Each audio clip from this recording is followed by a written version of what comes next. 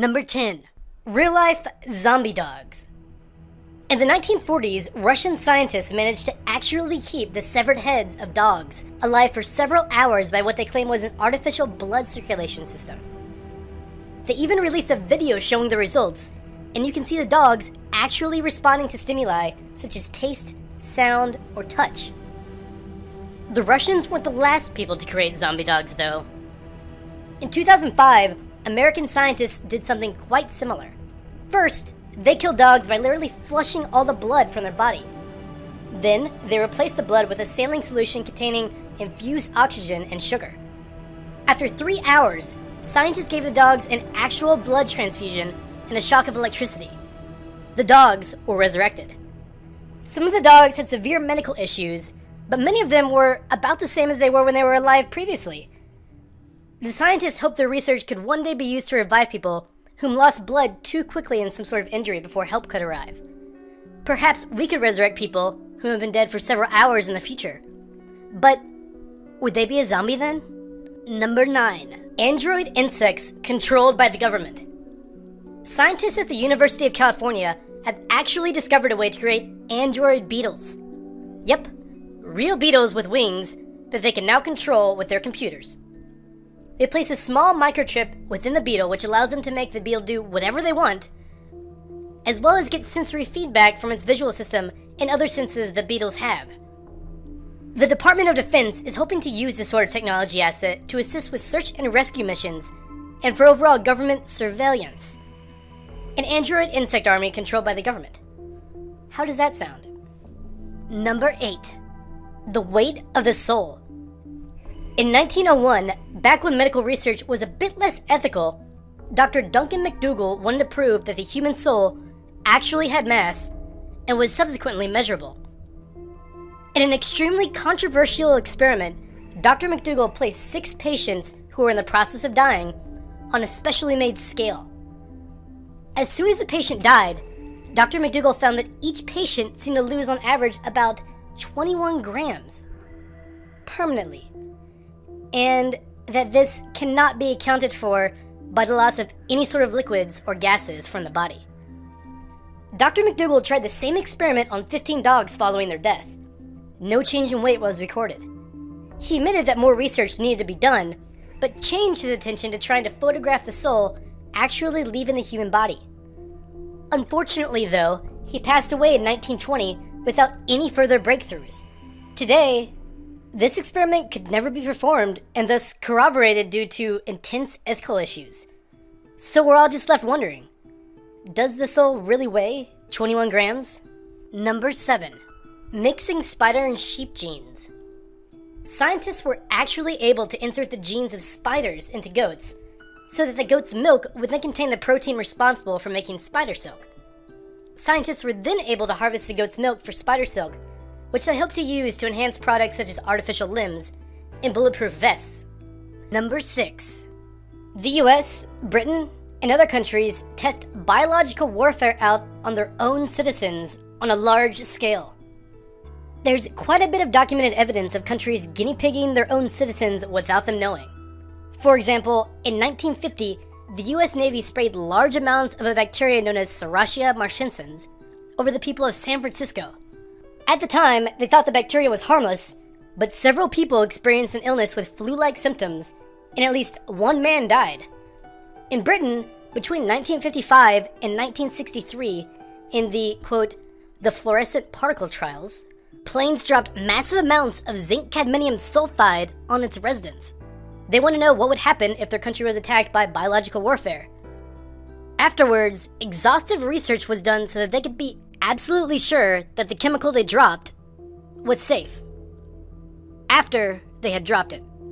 These are just 2 of many large-scale unethical experimentation governments have done. Try Wikipediaing, quote, unethical human experimentation in the United States, unquote, for instance. The list is quite long. Fortunately, experiments like these have allegedly been halted by the government's inquiry of the government, at least 50 years ago. The seeming carelessness and frequency of some of the experiments done on a large scale listed on Wikipedia are beyond the scope of what I can cover here, but they cover things such as covering cities in radiation, releasing mosquitoes and ticks over them, and a flurry of pretty insane unethical experiments on prisoners. Number 5. RFID tracking chips embedded in humans. RFIDs, or radio frequency identification chips, have already been around for quite some time. There are services that will embed a computer chip into your pet to help identify them to strangers, as well as help you track them. Yes, that's right. By injecting a small chip into your pet, you can locate them via GPS, know what they're doing, and know really whatever else technology can stuff into a chip. Sounds nifty, right? Well, until the idea of putting chips like these in humans comes along. The FDA has already approved human RFID implants. Prisons are already using RFID implants to track prisoners. Companies are looking to use the technology on employees for identification purposes. Some nuclear power plants are using it to track the location of its employees within the building. Hospitals would like to use RFID chips so that they can scan patients for their medical records, meaning they could one day be a requirement, quote, for your own safety, unquote. But how far is too far? And how would we know that an implanted chip is being used only for its intended purpose? No matter where you went, your location and information about you becomes accessible thanks to this technology. Does the idea of implanting a chip such as this in your body make you feel safe? Or just a little creeped out? Number 4. Two-headed dogs. In 1955, in Russia, Dr. Vladimir P. Demikhov grafted the head of one smaller dog onto the torso of another larger dog. It took Dr. Demikhov quite a few tries before he got it right, but he finally did. The two-headed dog was able to eat as well as drink from either of its two mouths. The resulting two-headed dog the doctor had made actually lived for 29 days and died due to the larger dog's body rejecting the new head. According to a January 1955 issue of Time magazine, in an article entitled Transplanted Head, began, quote, in the Soviet Oganek, Giorgio Black describes a sensational exhibit at a recent meeting of the Moscow Surgical Society. On the platform close to the guests of honor stood a large white dog, wagging its tail. From one side of its neck protruded the head of a small brown puppy. As the surgeons watched, the puppy's head bit the nearest white ear. The white head snarled. End quote. Number 3. You should question authority. As you'll soon learn, the CIA may have been working a bit too hard on their mind control project. Apparently, if you want someone to do something, you just need someone with enough authority to ask them. In this experiment, the results are much creepier than the methods. In 1966, Charles Hoffling, a research psychiatrist, conducted an experiment where he tested the relationships between nurses and physicians. Hoffling had a fake doctor call real nurses during the night shift and instruct them to give patients twice the maximum dosage of an unapproved drug, something that nurses shouldn't be doing. Frighteningly, 21 out of the 22 nurses actually followed the instructions. The nurses fully knew the drug was unapproved and the maximum dosage.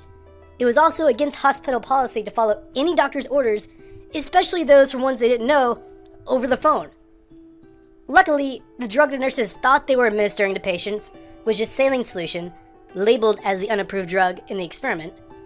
Interestingly, when a different group of 22 nurses were asked what they would have done in the same situation, nearly all of them said they would not have complied with the order.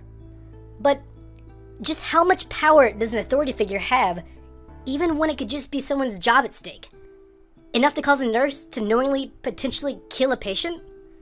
Quite a few other experiments have shown the same power of authority, but are beyond the scope of this video. What's creepy about this is nearly all humans have a tendency to follow orders from a figure of authority and ignore their own personal judgment in many different situations. But what happens when authority is abused? What happens when people just follow orders? Number 2. Japanese Unit 731. During World War II and the Second Sino-Japanese War, the Japanese had collected a large number of prisoners of war, which mostly included Chinese prisoners. Since they were going to execute the prisoners anyway, they decided they may as well conduct experiments on them. and thus began sending them to Unit 731, where they were literally referred to and viewed as human logs. Horrible experiments were conducted on these prisoners of war, such as infecting them with tuberculosis, anthrax, and other deadly forms of bacteria, and then performing a vivisection on them, which is basically a dissection while the person is still alive without administering any kind of anesthesia. Ugh. Their goal was to understand these diseases and how they progress better. That's not all they did though. Allegedly, other horrible experiments were performed, such as burying their prisoners alive, filling their veins with air, and even forcing them to hang upside down until they died. Number 1. Project MK Ultra. Project MK Ultra, also known as the CIA's mind control program, was a project that began in the 1950s with the goal of understanding how to, well, control people's minds. They conducted experiments on unwitting US and Canadian citizens, many of which had no idea they were being tested at all, in an effort to figure out which, if any, drugs, especially LSD and/or techniques such as hypnosis or various forms of torture, could be used to gain intelligence or weaken an individual for other means through mind control.